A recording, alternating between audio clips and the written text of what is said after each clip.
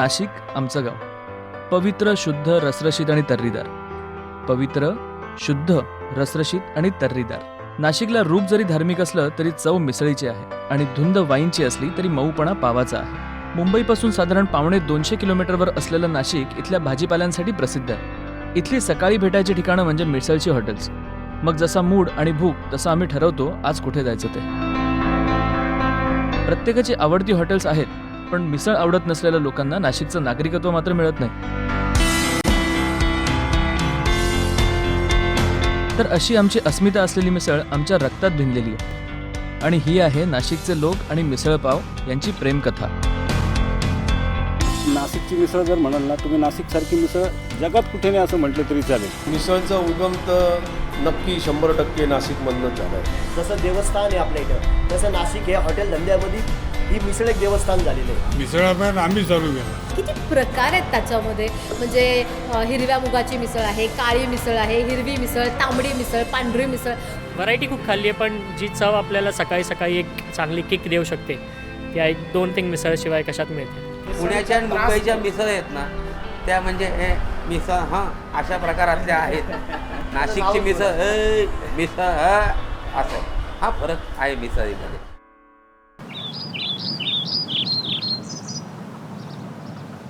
माझं मिसळ प्रेम हे पिढीजात चालत आलेलं, पण मिसळीची सुरुवात कशी झाली याचा कधी विचार केला नव्हता. म्हणून एक छोटा प्रयत्न केला नाशिकच्या चमचमीत मिसळीबद्दल जाणून घेण्याचा. नाशिकमध्ये तर 150 वर्षापूर्वीच मिसळ चालू झालं असेल, कारण 75 वर्षापूर्वी तर आमच्या समोर एक हॉटेल आहे, ते 75 वर्षापूर्वीपासून आहे. भगवंतरावचं जुनं हॉटेल आहे. कमला विजय आहे 100 वर्षापासूनचं. नाशिक तालुक्याचं शहर असूनही त्या काळी नाशिकला फारशी रेस्टॉरंट्स नव्हती. सुरुवातीची सगळी रेस्टॉरंट टी हाऊस म्हणून चालू झालेली. जरी चहाची लागवड भारतात व्हायला लागून बरीच वर्ष झालेली तरी चहा हे पेय म्हणून भारतात त्या काळात लोकप्रिय होत होतं. चहाबरोबर मग इतर नाश्त्याचे पदार्थही हळूहळू टी हाऊसमध्ये येऊ लागले.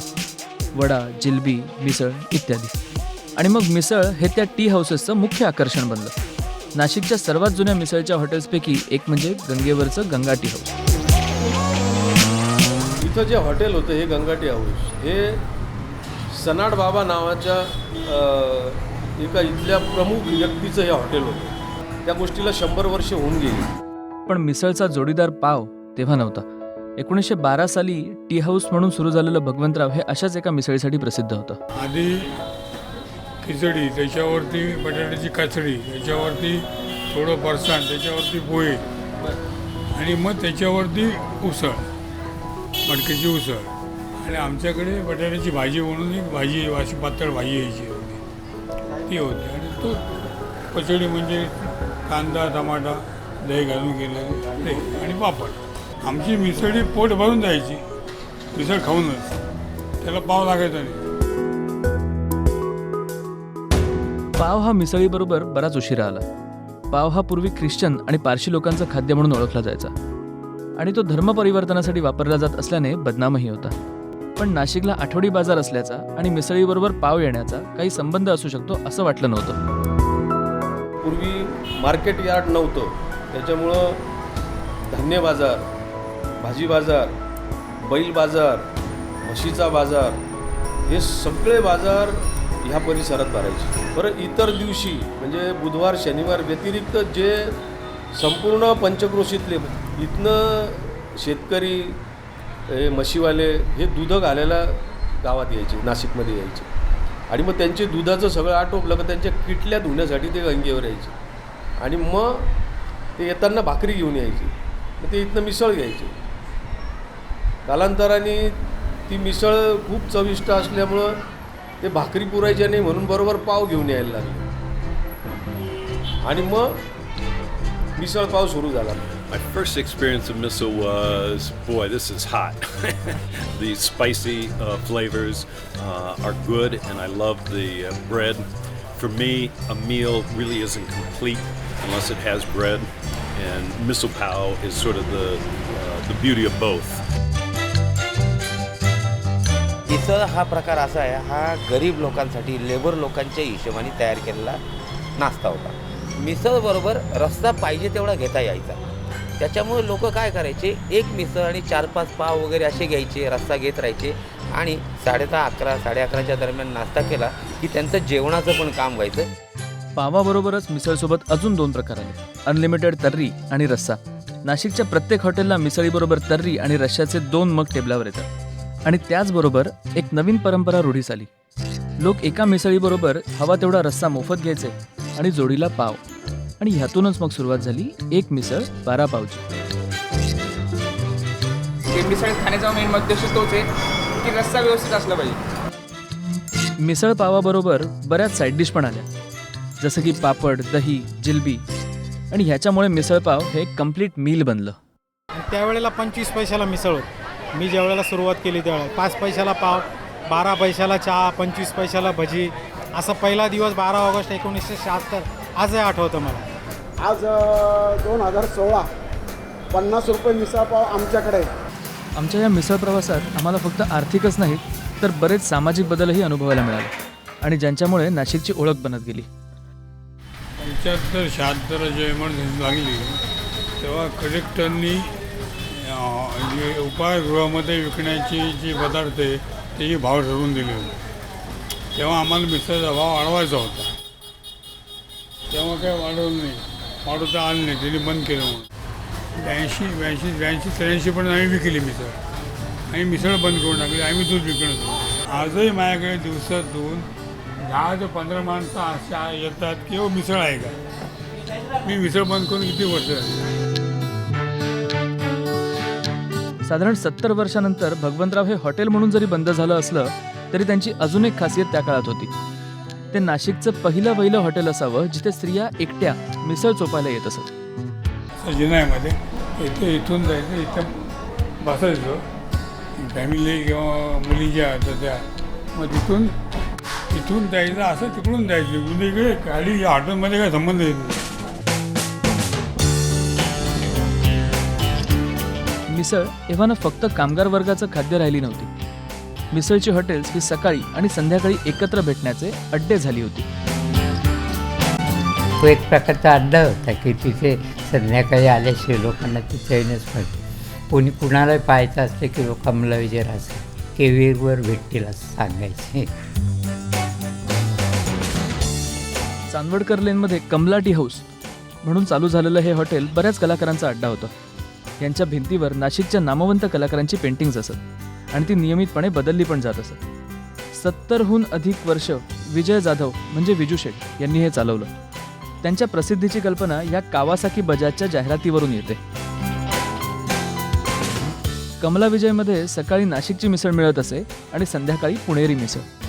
2 वेळेला आगीमध्ये उद्ध्वस्त होऊनही कमला विजय पुन्हा उभं राहिलं होतं. पण गेल्या काही महिन्यांपूर्वी 100 वर्षाचं हे हॉटेल कायमचं बंद झालंय. तरी बंद आता होऊन वर्ष होत आलं. म्हणजे आत्तापर्यंत चालूच होतं, तर ते पडलं आता नंतर मग बंदच केलं.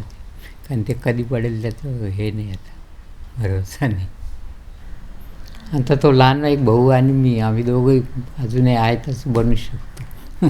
कारण आम्ही दोघांनी जास्त थांबलेले आहेत तिथे. लोक तर म्हणतात, अगदी बरेच जण येतात रोज जरी भेटायला आले की तुम्ही कुठेही चालू करावं, जंगलात बसा पण चालू करा. खरंच विजू शेठ, कुठेही चालू करा, रांगा लागतील. मिसळची दुकानं ही एकीकडे अशी सांस्कृतिक अड्डे बनत चालली होती, तरी ज्यांना झटपट मिसळपाव पाहिजे त्यांना रस्त्यावरच्या गाड्यांचा आधार होता. आणि ह्या गाड्याही त्यांच्या चवीसाठी तेवढ्याच प्रसिद्ध आहेत. जेव्हा सुरू केली त्यावेळेस हा सेटअप म्हणजे टेबल खुर्ची वगैरे नव्हती. आपल्याकडे ह्या भिंती गार्डनची भिंत होती, त्याच्यावर गिऱ्हाईक उभं राहून नाश्ता करतात. नेहरू गार्डन जवळची गार्डन मिसळ ही अनेकदा अतिक्रमणामध्ये बंद झाली आणि तितक्याच वेळात चालू देखील झाली. त्याला कारण अर्थातच त्यांची चव आणि आमचं मिसळप्रेम. पूर्वी इथे कमला मिरचीची मिसळ घेतली तर त्याच्यात साबुदाणे टाकले जायचे, ताक असायचं, आता दही असतं, आता पापड असते. पापडामध्ये पण काही लोक उडदाचे पापड वापरतात, काही लोक केरळी पापड वापरतात. दही हे आंबट नको म्हणून काही स्वतः दही लावून तयार करतात. त्याच्यातले मूग जे, ह्या मुगांनी खरी टेस्ट डेव्हलप होते. मूग प्रत्येकजण सहसा आपल्या इथला माणूस काय करतो, मिसळवाला प्रत्येकजण बुधवारच्या बाजारातून गावठी मूग आणतो. गावठी मुगाची एक टेस्ट वेगळी असते. गावठी मठ तर होतेच, मग हिरवे मूग, चवळी, वाटाणा, हरभरा, हे सर्वांचं मिश्रण जेणेकरून की बा ही जास्त पौष्टिक जास्तीत जास्त प्रोटीन जास्त मिळायला पाहिजे. कार्ब तर त्याच्यामध्ये मिळतच होते. मिसळ पौष्टिक असली तरी आम्ही मिसळ त्यांच्या न्यूट्रिशनल व्हॅल्यूपेक्षा चवीसाठी खातो आणि ही चव तिला मिळते मसाल्यामुळे. नाशिकच्या प्रत्येक हॉटेलचं मसाल्यांचं आपापलं एक सिक्रेट आहे. आमचा जो मसाला आहे तो 60-65 वर्षापासूनचा स्पेशली फॉर्म्युला आहे. आता तो एवढ्या प्रमाणात लागतो इथे तर तो आम्ही एवढा तयार करू शकत नाही, म्हणून काही मसाले आम्ही तयार करून घेतो बाहेरनं. डॉक्टरांकडे गेलं का डॉक्टर पहिला म्हणतो तर्री खाऊ नका, तर तुम्ही खा. मी म्हणतो, मी छाती ठोकपणे सांगतो, जयदुर्गाची तर्री खा तुम्ही, तुम्हाला कधीच त्रास होणार नाही, जुलाब होणार नाही, ॲसिडिटी होणार नाही, याची गॅरंटी मी घेतो. या गणपती बाप्पासमोर बोललेलो आहे. नाशिकची मिसळ खायची मजा हीच आहे. इथे मिसळ बनवणारेही मिसळचे प्रचंड मोठे दर्दी आहेत. आपली जीभ ही चवीची गुलाम आहे. तिला जर व्यवस्थित काही ठिकाणी जर चव मिळाली तर नक्कीच पावला तिकडं वाचूला. नाशिकमध्ये अनेक प्रकारच्या मिसळी आहेत आणि अनेक प्रकारची हॉटेल्सही, जशी चव्हाट्यावरची सीताबाईची मिसळ. 75 वर्षापासून सीताबाई हे हॉटेल एकट्या चालवतात. ना कोणी मदतनीस ना कोणी कामगार. मिसळ बनवणे, सर्व करणे, बिल करणे, बशा धुणे, एवढंच काय तर मसाला व शेवयाही त्या स्वतःच बनवतात. ह्या जेवढ्या तिखट त्यांची मिसळ तेवढीच सौम्य आहे. बुधवार पेठेत गावाला वर्षी तिथे होतं, 7-8 वर्षी शाळेचे शेजारी होते. आता 50-55 वर्षी इथे झाले. मला तिकडे होतं तर दुसऱ्याचं लायसन चालवलं रोजाने. ही जागा घेऊन बांधली इथं. मग पोरं चांगले होते, पोरांनी लायसन काढलं. शेताबाई लायसन काढा म्हटलं, मग कोण करेल, तुम्हाला काय करायचं, तुम्ही फक्त अंगठा द्या आम्हाला, आम्ही लायसन देऊन येऊ. नाशिकमध्ये अनेक छोटी पण प्रसिद्ध हॉटेल्स आहेत. त्यातली बरीचशी फॅमिली रन आहेत, जसं की मखमलाबाद नाक्यावरचं हॉटेल सुदर्शन. इथं मेनू कार्ड नाही आणि ऑर्डरिंगचा हिशोब ग्राहक स्वतःच ठेवतात. इथं अशी घरगुती चव आणि तुम्ही देता ते मनापासून देता, कामकीच करते मी काही नाही. कमर्शियलपणा आमच्यात नाहीच आहे. आम्ही ओरिजिनल शेती व्यवसायातलेच लोक आहेत. शेती कमी असल्यामुळं साईड बिझनेस म्हणून काहीतरी आमच्या अपेक्षा जास्त नाही आहे, त्याच्यामुळं आम्ही याच्यात एकदम भरपूर समाधानी आहे. नाशिकच्या मिसळीसोबत बरेच प्रयोग झालेत. इथे नॉनव्हेज मिसळही मिळते आणि गेल्या काही वर्षांपासून तर मिसळचा ट्रेंड भयानक आलाय. ज्या पद्धतीने सुरुवातीला ज्यावेळेला जीन्स तयार केली त्यावेळेला खाणीमध्ये वापरण्यासाठी म्हणून केली, पण आता ती सगळ्या मोठ्यांची त्याच्यावरती मक्तेदारी झाली. तसा प्रकार मिसळच्या बाबतीत थोडासा झालेला आहे. काही ठिकाणी नागलीचे पाव आले, काही ठिकाणी गव्हाचे पाव आले, नंतर काही ठिकाणी तांबडा रस्सा आला, काही ठिकाणी काळा, हिरवा. आता तर काही ठिकाणी ज्याला स्मोक येतो त्या स्मोकची पण थोडीशी टेस्ट असते. ती मिसळ लोकप्रिय होण्याबरोबरच आता फॅमिली फूड झाली आहे. दर विकेंडला नाशिकचे लोक सहकुटुंब सहपरिवार आपल्या आवडत्या मिसळीच्या ठिकाणी गर्दी करतात. जुन्या नाशकात 60 वर्षापासून चालत आलेल्या साधना रेस्टॉरंटनी 3 वर्षापूर्वी बारदान फाट्याला नवीन ब्रांच उघडली आणि चुलीवरच्या मिसळीची सुरुवात केली. जुन्या आणि नव्याचा मिलाप असलेल्या या ठिकाणी प्रशस्त जागेत चुलीवरची मिसळ मिळते. विकेंडला सहकुटुंब मिसळ खाण्याचा ट्रेंड यांच्यामुळे सुरू झाला आहे. नाशिकमध्ये सहपरिवार मिसळपाव खाण्याचं ठिकाणच नव्हतं. माणसं किंवा मुलं जाऊन ते मिसळपाव खायचे आणि घरच्यांसाठी पार्सल मिसळपाव न्यायचे. परंतु हे जेव्हा आम्ही रेस्टॉरंट चालू केलं तर इथे जवळपास सगळा फॅमिली क्राऊड येऊ लागला. ऐसपाईस जागा, भरपूर पार्किंग, लहान मुलांना खेळण्याला बरेच सारे साधनं आणि मिसळची चव, त्यामुळे हळूहळू हे लोकप्रिय होत गेलं. आमची सुरुवात चुलीवरच्या मिसळणी चालू झाली. आजी घरी चुलीवर मिसळ बनवायची. मग आमचं जसं रेस्टॉरंट चालू झालं तर त्यावेळेला कोळशाच्या शेगड्या होत्या. कोळशाच्या शेगड्यावरनं नंतर मग रॉकेलच्या स्टोववर गेलो आम्ही. रॉकेलच्या स्टोवनंतर मग डिझेल भट्ट्या आल्या. डिझेल भट्ट्यानंतर मग गॅस आला. गॅस आल्यानंतर आता परत ते सर्कल पूर्ण झालं. आम्ही परत आता इथे चुलीवर आलो. इथे फक्त मिसळच नाही तर एक पूर्ण डे पिकनिकसारखा एक ॲज अ होल एक्सपिरियन्स इथे आपण ठेवण्याचा प्रयत्न केला. जिथे आम्ही हे एकमेव रेस्टॉरंट आहे जे एकच डिश सर्व करतं आणि जवळपास 350ची सिटिंग कपॅसिटी इथे आहे.